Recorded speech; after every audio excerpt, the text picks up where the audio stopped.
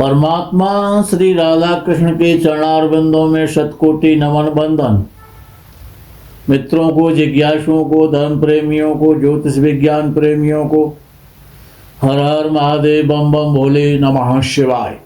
मित्रों, इस सृष्टि में अर्थात ब्रह्मांड में, और ब्रह्मांड में अनेक लोक हैं। तो उस ब्रह्मांड के जो बनाने वाले हैं,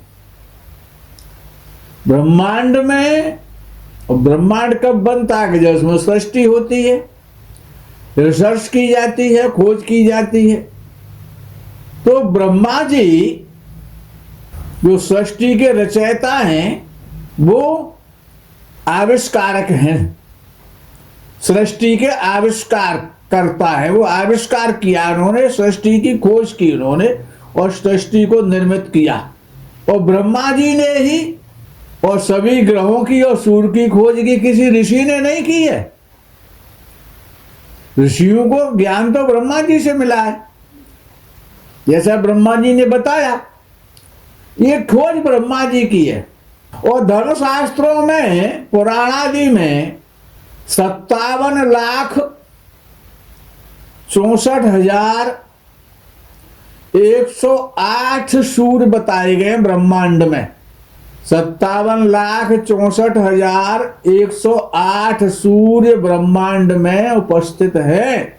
छोटे बड़े मिला, सभी सूर्य एक जैसे नहीं है, अलग अलग प्रकार के। कोई छोटा है, कोई बड़ा है, किसी का कलर कोई सा है, किसी का कलर। तो इतने सूर्य हैं जिनमें के ब्रह्मा जी ने 12 सूर्यों को, जिनको द्वादशादित्य कहा जाता है शास्त्र में, वो महत्वपूर्ण माने हैं। तो ये जो भूमंडल का, पृथ्वी लोक का सूर्य है, इसके भी आविष्कारक पहले ब्रह्मा जी हैं। ब्रह्मा जी ने सूर्य का आविष्कार किया। और ब्रह्मांड जो है वो ब्रह्मांड की जो केंद्र शक्ति है वो सूर्य है। जगत को ऊष्मा, ऊर्जा, प्रकाश, ज्ञान और जो जीवनदायी शक्ति है, जीवित रखने वाली, चाहे वो वृक्षों में है, चाहे वो जड़ी बूटियों में है, चाहे वो पशु पक्षियों में है, चाहे वो मनुष्यों में है। जो जीवनदायी शक्ति है, जीवनी शक्ति सूर्य से ही प्राप्त होती है, यानी सूर्य जीवन का दाता है। इसी कारण सूर्य को आयुष का, शनि को भी आयुष कारक माना, लेकिन पहला आयु को बढ़ाने वाला सूर्य है, आयुष कारक है। तो जो सूर्य के गुण है वो पुत्र में है, शनि में है, तो इसलिए शनि को भी आयु का कारक माना जाता है। लेकिन वस्तुतः सूर्य जो है, ब्रह्मा जी की खोज में इस ब्रह्मांड में सूर्य आयु का कारक है।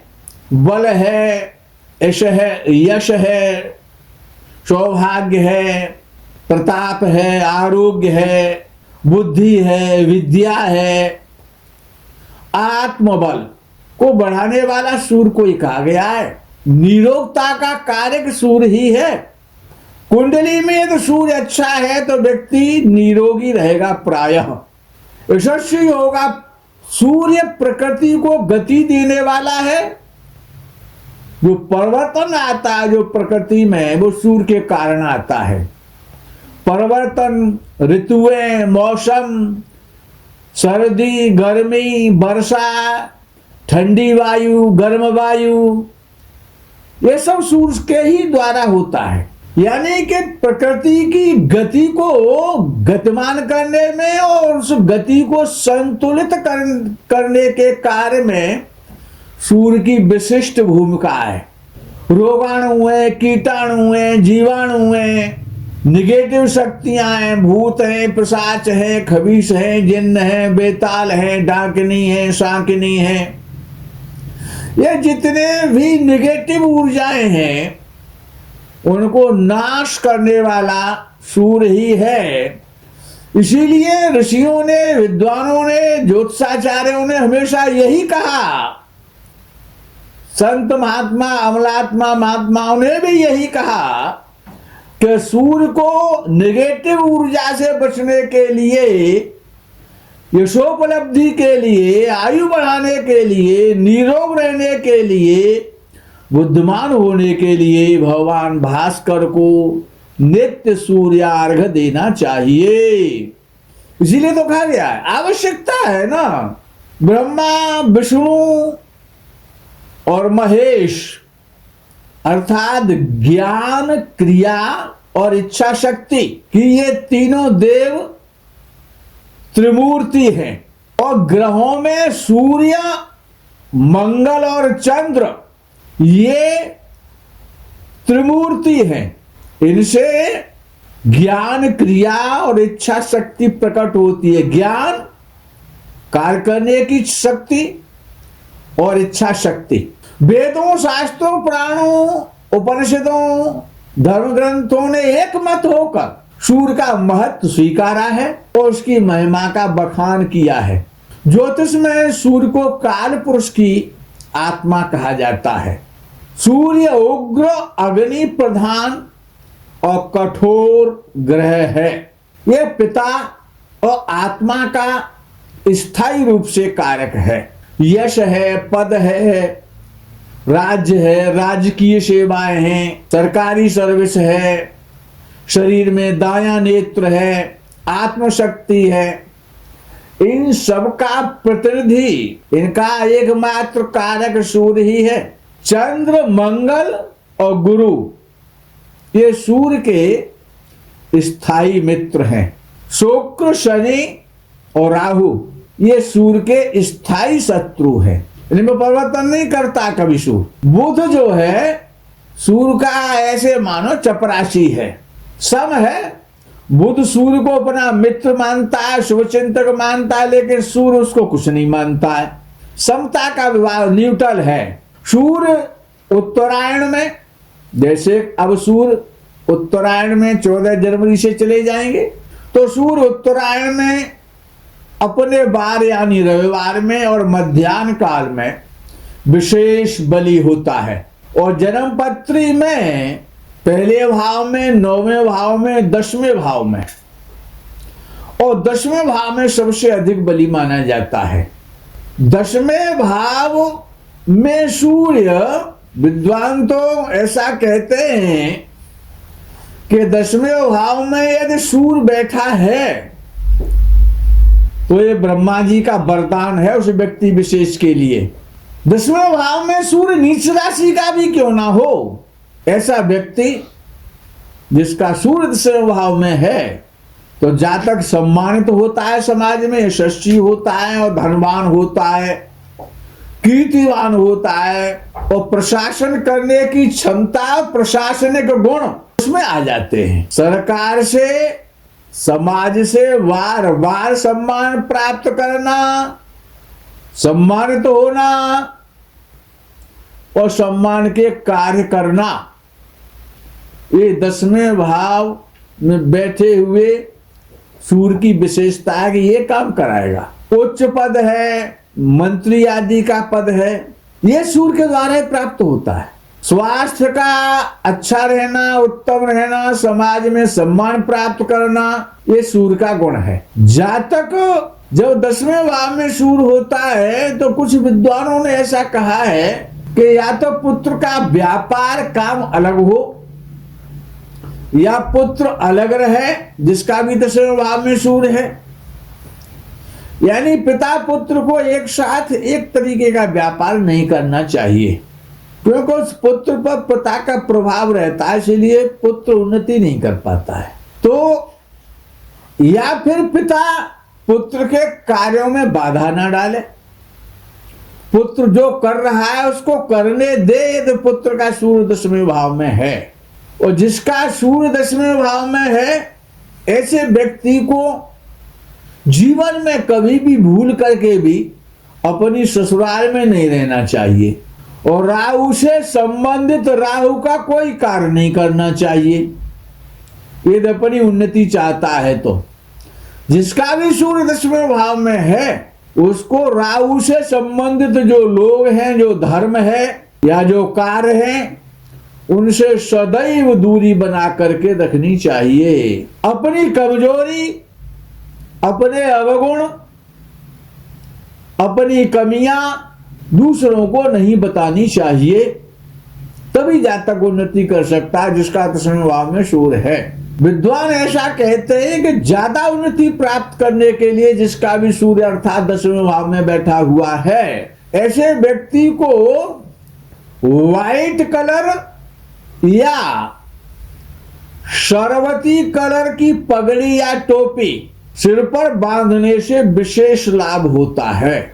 या तो व्हाइट कलर का कैप लगाए, या टोपी धारण करे, या पगड़ी पहने, तो ऐसा व्यक्ति काफी उन्नति करता है अपने जीवन काल में, बहुत लाभकारी होता है ये। या फिर शरवती रंग की हो तो व्हाइट कलर का कैप तो पहन सकते हैं ना जिनका सूर्य 10वें भाव में है। अपनी जीवन की उन्नति चाहते हैं तो पहननी चाहिए। उच्च राशि का सूर्य 10वें भाव में हो, अब वो कब हो सकता है? जब कर्क लगन होगा किसी का और अप्रैल या मई के महीने में जन्म होगा तभी तो होगा। तो ऐसा व्यक्ति तो राजा बनेगा। और वायु तत्व राशियों में 10वें भाव में सूर्य हो, ये विशेष पॉइंट है। वायु तत्व राशियां कौन है? एक तो मिथुन राशि वायु तत्व राशि है, तुला राशि वायु तत्व राशि है। तुला राशि का नीच का हो जाएगा, फल अच्छा देगा, 10वें भाव में देगा।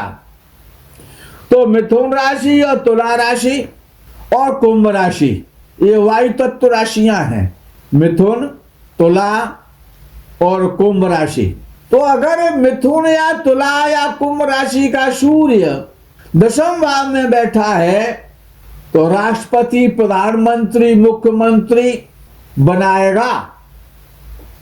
वो यदि राष्ट्रपति, प्रधानमंत्री, मुख्यमंत्री सभी तो नहीं बन सकते हैं, तो इनसे सम्मान दिलाएगा, इनसे सम्मान प्राप्त कराएगा, इतना तो करेगा। और यदि सूर्य हो सकता है विधानसभा का सदस्य बना दे, सांसद बना दे, संसद सदस्य बना दे, राज्यपाल बना दे।